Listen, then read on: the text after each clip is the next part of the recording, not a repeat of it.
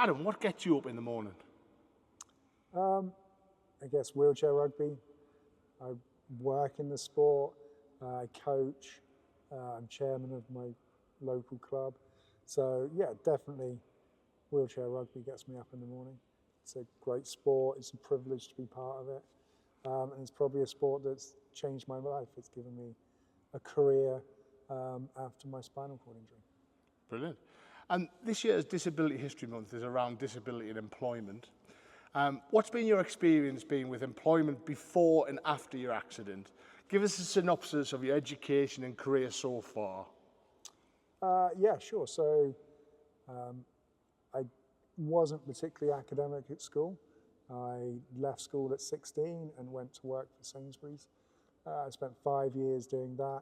And if I hadn't have had my car accident and broke my neck, I'd probably still be there now. After I had my accident in 2003, I went back to college and did A-levels, and then I went to university and studied law. So did you not do A-levels first time round? No, I left at 16. What was the thought on that? I wanted to earn money. Yeah? Yeah, I was kind of your average 16-year-old guy, liked playing football, liked hanging out with his mates, and education wasn't really for me at that point. And how hard did you find it getting employment after your injury? I think I've been pretty lucky. I've tended to always stick to the public sector. So after I left university, I did my PGCE, my teaching qualification, and then I went into lecturing. So I was lecturing law. And yeah, I've always kind of tried to pick jobs in the public sector or in the charity sector where I think they're a bit more open to employing people with disabilities. And when you were at university, what was the reaction of the students with you being in the chair? Was there anything, or was it just? Yeah, my fellow students were pretty accepting as far as I'm aware. Met some really good friends. I'm still really good friends with one of my good friends from university, Danny. And yeah, they were all pretty accepting. The lecturers were really good, kind of making me as comfortable as I possibly could. You know, it was a choice between sitting at the very top or sitting at the very bottom. Always sit at the top. You don't want to sit at the very front. So in lectures and things like that, but they were really accommodating. And yeah, it was a relatively easy transition into uni life, which I loved. It was some of the best years of my life. Brilliant. How can you turn your disability into a positive when looking for work? I think it's really important. Obviously, disability, the stigma around it, especially with employers. I think, as I said, I look for jobs in the public sector or the charity sector predominantly because they're not so obsessed with kind of making money and things like that. So I found it relatively easy to get jobs in those sectors rather than the private sector.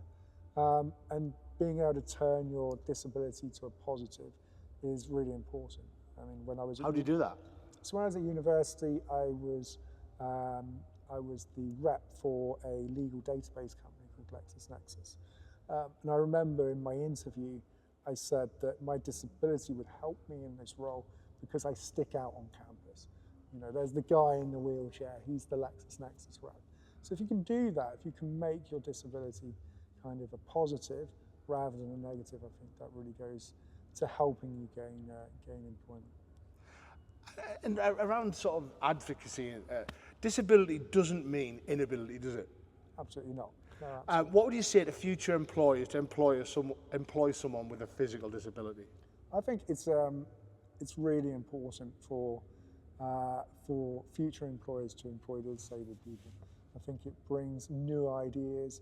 Disabled people are really good at problem solving, finding different ways in order to get around life's problems that maybe an able-bodied person wouldn't think of. So being able to bring those skills, problem-solving skills, is really, really good for any employer, I think. They say variety is the spice of life, isn't it? Exactly. What are the benefits to you personally from being employed over the last few years? Yeah, so after I had my accident, I didn't really do anything for a couple of years. Kind of watched daytime TV and my brain became pretty mush, really. And I originally went back to college just to get out of the house, really, just to kind of give me something to do. And it was great. I enjoyed it. The holidays, I found the holidays were quite hard because it was going back to doing nothing. You know, my friends were starting to kind of get married and things like that. So nights out were getting less and less frequent. That's just age, though, Adam. That's just yeah, absolutely. Yeah, so I've lost my train of thought now. Don't worry. What advice would you give to people with a physical disability to help them get a job? Oh no, sorry, that wasn't what I said. Don't worry, I can edit this out. What are the benefits for you being employed personally? It gives you something to get up for in the mornings.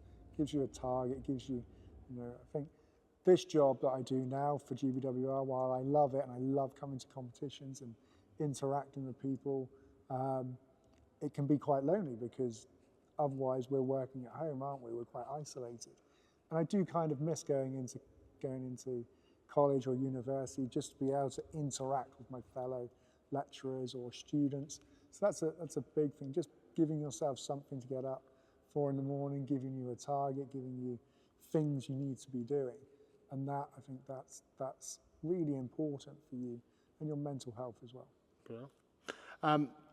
Wheelchair rugby is now your passion and your job. Is that a good thing, Adam? I think it's a bit of a balance. I think there's some really good things. So, you know, it's relatively easy for me to get fired up and excited about new projects like we're doing here today with Wheelchair Rugby 5's Nationals. But on the other hand, when I've been working on a Monday all day for GBWR, for Great Britain Wheelchair Rugby, and then I go and coach in the evenings, sometimes there can be a bit of overload of wheelchair rugby, and sometimes it's difficult to separate out my professional life and my personal life. And would you have any advice to give to people who have a physical, especially people who are recently injured, about how to get a job? Yeah, I think as we talked about, being as positive as possible about your disability. I know that on a lot of forms you don't have to declare it. I think actually it's probably a good thing to declare it early. And yeah, you turn it into a positive as much as you possibly can. What was the question? Advice to give people to get a job. Advice. Yeah, so as I said, I'm not suggesting that there isn't a lot of people that have jobs in the private sector. Absolutely, disabled people working in the private sector is definitely increasing. As I said, though, I've always kind of stuck to the public sector, so working in colleges, working in universities, working for charities such as Great Britain Wheelchair Rugby. I think those are important. I think also what's really important as well, if you're newly injured, don't necessarily rush back to the job that you were doing before. You know, I was offered the opportunity to go back and work for my local Sainsbury's. They were going to sort out an office, you know, but it wasn't what I was doing before. It wasn't really what was going to fire me up. So take some time, reevaluate, because there's an opportunity there to actually really change your life and make it go in a different direction that you want to. So you went from being a law teacher in a university Yep. to then working for GBWR. Yes. You don't use your law skills very often, do you? I don't use my law skills much now, no. And something comes up and I'm struggling now to remember it. I'm struggling to remember kind of that stuff. Feels so, and it was a couple of years ago that I left teaching, but it feels so much longer now. Law gave me a really good basis for a lot of different opportunities. So yeah, I'm not suggesting that everyone has to go down the law route, but yeah, it's certainly opened up a lot of doors for me and has given me exciting careers, whether that be teaching or now with Great Britain Wheelchair Rugby. And now you're coaching for Invictus, is that correct? Yeah, I'm How have you lead found coach. that? It's been really good. So I went out to Dusseldorf last year for the Invictus Games. The atmosphere was unbelievable. It's nothing I've ever experienced before. You know, it was just fantastic experience. Now we've got a new team and we're going to be going out to Vancouver in February. So we're going from the summer in Dusseldorf where it's too hot to really cold now in Vancouver and Whistler, which is the first winter game. So that's really exciting. That's pretty cool, though, isn't it? I mean, it's a job, isn't it? You get paid to do it. It's a job, yeah. It's a job. It's sometimes you have to pinch yourself to go. It's actually a job, but no, it's great. And the people that you work with, you meet. When I took on the role, I kind of had a preconceived idea of squaddies and people from that kind of background, and actually I was completely wrong. There's such a variety of people that come out of the forces, and yeah, and the Invictus Games is such a massive positive thing for these individuals. It really helps kind of rehabilitate these guys through sport, which is it's just exactly what wheelchair rugby is all about. And are you going to win? We're going to try. We're going to try.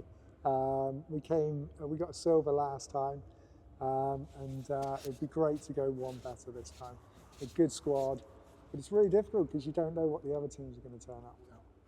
So we're in Stoke Mandeville now, and then you're off to Vancouver. When is it? It's in February, early February. Adam, any last to say about employment and disability? Is there anything you want to sort of mention at the end there before we finish?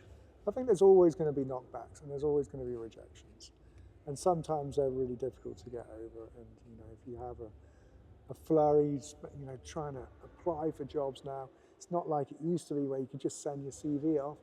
There's websites that you've got to go through page after page, and you're going to get rejections, unfortunately. But I think just to keep going, keep trying to find new ways to enhance your skills, whether it be volunteering, whether there's always kind of workarounds.